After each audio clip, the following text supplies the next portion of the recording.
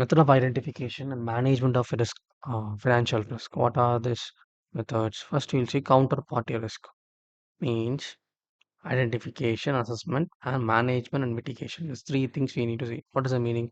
The counterparty risk. It occurs due to non-honoring of obligation by counterparty, failure of delivery goods, repayment of borrowings. This is covered in credit risk.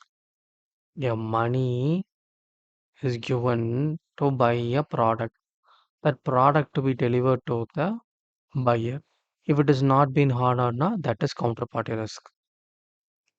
Loan is gotten by the person and the person need to pay back the loan.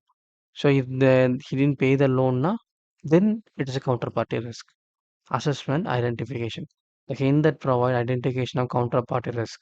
Failure to obtain necessary resources to complete the transaction.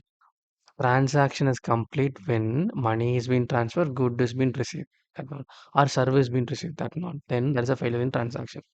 Regulatory restriction from government. Government says that you can't get this good. I am putting in ban order. You can't sell this product. There is a ban order. Hostile action for a foreign government. Foreign government says that you can't import this card. We are banning that product. Let down by third party. The party who is transporting the goods from the buyer to seller, he is saying, I won't transport. We are banning. That is it. Having became insolvent. A person is not able to repay the money. He consumed the goods. Then it is an counterparty risk. Management and mitigation. Techniques. Way to manage counterparty risk as follow. Carry out due diligence before dealing with third party. Due diligence. Who is he? Is he financially sound? Sound mind, healthy?